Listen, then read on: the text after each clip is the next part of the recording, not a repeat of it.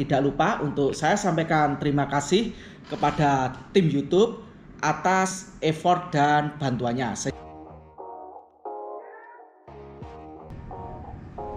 Halo, assalamualaikum teman-teman YouTube. Jangan lupa untuk selalu mematuhi pedoman komunitas YouTube ya.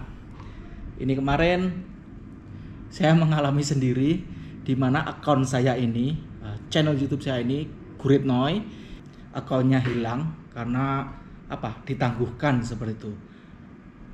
Ketika itu saya sedang perjalanan menuju ke stasiun.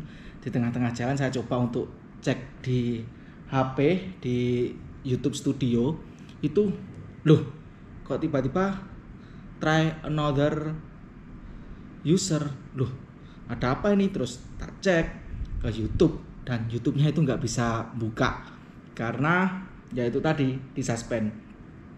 Sampai akhirnya saya cek ke email dan benar, saya dapat email seperti ini nih.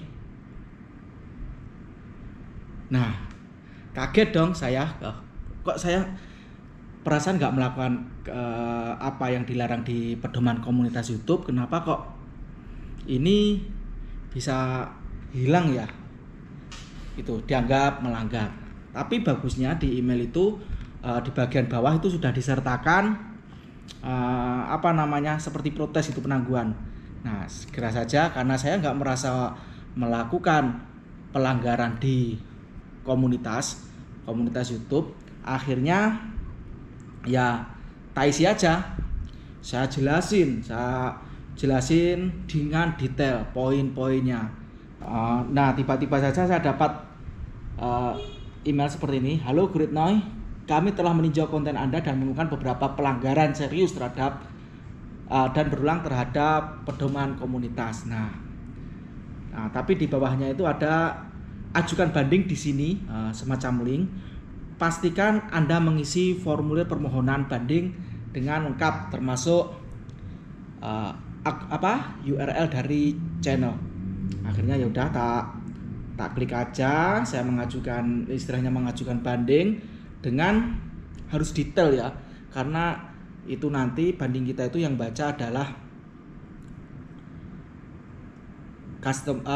CSCS dari YouTube.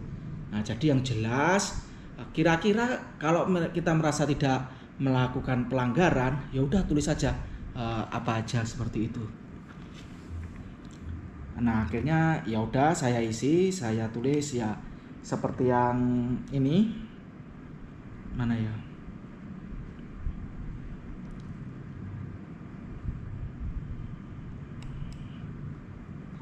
Nah, akhirnya saya tulis, Dear YouTube admin, terkait channel YouTube saya yang ditangguhkan per hari ini, waktu itu tanggal 14 Juni 2022. Nah, saya tanyakan alasannya kenapa. Karena saya merasa tidak melanggar apa yang dituliskan di pedoman komunitas. Saya jelaskan kalau semua video-video yang telah saya upload sekitar 200-an lebih itu adalah original video dari saya. Bahkan saya jelaskan juga device yang saya gunakan untuk mengambil video tersebut. Seperti itu. Terus saya juga menjelaskan tidak mengandung unsur sara atau penghinaan terhadap apapun. Karena channel saya ini memang isinya sharing-sharing ya. Sharing-sharing dan juga hobi saya yakni goes. Terus saya juga tidak melakukan sub for sub. Sub for sub itu kita nge-subscribe agar dapat subscriber balik seperti itu. Nah, itu juga dilarang oleh YouTube.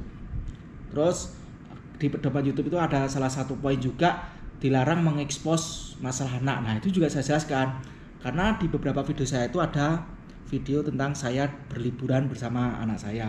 Itu juga saya jelaskan kalau video dengan anak saya itu hanya saat liburan, nggak ada yang macam-macam seperti itu. Sampai akhirnya saya juga belum pernah menerima peringatan apapun maupun teguran dari YouTube. Nah, tiba-tiba aja per tanggal 14 Juni itu mati seperti itu ya. Saya bilang mohon untuk dijadikan pertimbangan poin-poin saya, dan setelah menunggu ya responnya cepat karena sekitar 1 jam lebih dikit lah, itu saya udah dapat respon balik. Nah ternyata memang benar sama CS-nya YouTube itu sama adminnya itu dicek, bener-bener dicek, akun kita itu dibuka dan dicek. Kok saya tahu seperti itu? Karena waktu saya dapat email pemberitahuan itu langsung saya buka aja tuh YouTube studionya. Dan ternyata bener, video-video itu di play di menit-menit yang mirip-mirip gitu kan, ada kan di YouTube Studio untuk dianalisis itu kan ada kan. Nah itu saya lihat tek, oh memang bener nih, dicek secara manual seperti itu. Nah terus apa kira-kira pelanggaran saya seperti itu? Nah di sini saya juga kurang tahu, karena dari YouTube pun setelah mengecek hanya memberitahu kalau ini kami telah meninjau ulang keadaan penangguhan Anda dan menyimpulkan bahwa akun Anda dapat dipulihkan sebetulnya. Artinya akunnya telah aktif dan beroperasi kembali. Dan kita juga dikasih penyetelan ulang password seperti itu. Dan akhirnya ya udah kembali, alhamdulillah bisa kembali mengudara. Jadi memang ya pedoman komunitas itu kan sesuatu syarat mutlak dari YouTube ya, agar kita konten kreator atau seperti saya yang upload ke YouTube itu untuk berbagi, untuk sharing informasi hal-hal baru maupun acara-acara goes, wisata seperti itu mematuhi. Karena untuk menghindari itu ya kan ada SARA, ada eksploitasi anak, bully-bulian seperti itu, terus sub itu juga nggak boleh, terus mengambil full video dari konten kreator lain kemudian diupload kembali, itu juga merupakan suatu pelanggaran. Nah akhirnya saya berpikir apa ya kemungkinan. Nah kemungkinan itu di YouTube itu tidak boleh menyebar spam link. Nah saya tuh benar-benar lupa. Biasanya tuh saya kalau dikomentari sama subscriber saya atau sama viewer saya itu saya selalu bilang, oh ada Pak, ada Om, ada Mas, ya, di video saya cari aja yang judulnya ini. Saya biasanya seperti itu. Nah itu dalam sehari itu saya lupa ya, saya kalau nggak salah itu ada komentar dan 5 kali saya ngasih link. Misalkan itu di RD ini nggak masalah Om, oh nggak masalah, balas sih, oh nggak masalah karena saya udah melakukannya, itu dibuktikan di video ini, saya kasih linknya. Dan itu sehari ada kalau nggak 5 kali.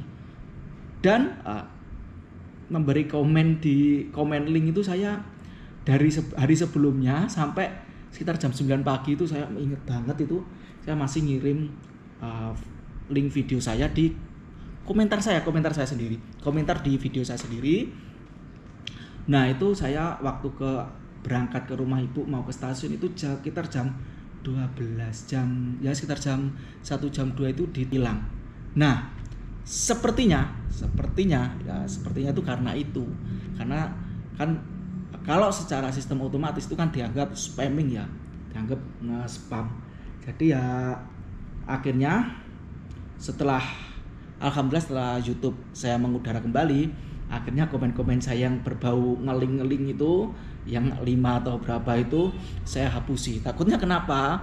Takutnya kedepannya kalau ada YouTube ada pengecekan lagi yang dilakukan oleh sistem, itu kena lagi saya, takutnya seperti itu. Akhirnya saya hilangin. Nah itulah kenapa beberapa channel YouTube yang besar tuh kalau ada komen-komen itu jarang banget nyertain link ya, karena itu hanya kira-kira saya itu seperti itu. Nah jadi kesimpulan dari pernyataan dan ucapan saya ini tadi ya, ngecipris saya ini tadi, itu ada kemungkinan kalau YouTube kita, channel YouTube kita itu hilang, jangan terlalu panik terlebih dahulu. Jika kita merasa tidak melakukan kesalahan, ya kita ajukan banding aja di link yang telah disediakan oleh YouTube itu.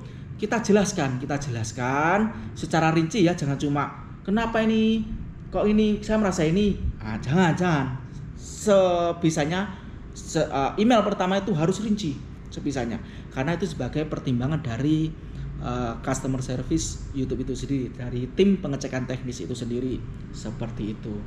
Jadi ya semoga kedepannya channel YouTube saya ini dan juga punya teman-teman YouTube ini nggak mengalami hal serupa ya. Jadi hilangi spam dan jangan langgar yang ada di pedoman komunitas YouTube seperti itu. Nah, demikian sharingnya, ngetipris dari saya ini.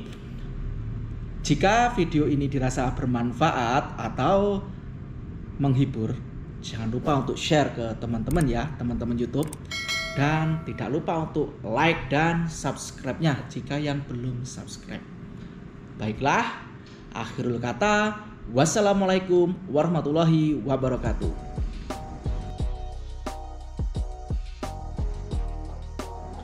Oh iya, tidak lupa untuk saya sampaikan terima kasih kepada tim YouTube atas effort dan bantuannya, sehingga channel saya ini, Guritnoy, dapat mengudara kembali. Semoga ke depannya channel saya ini dapat lebih bermanfaat lagi. Oke, good job.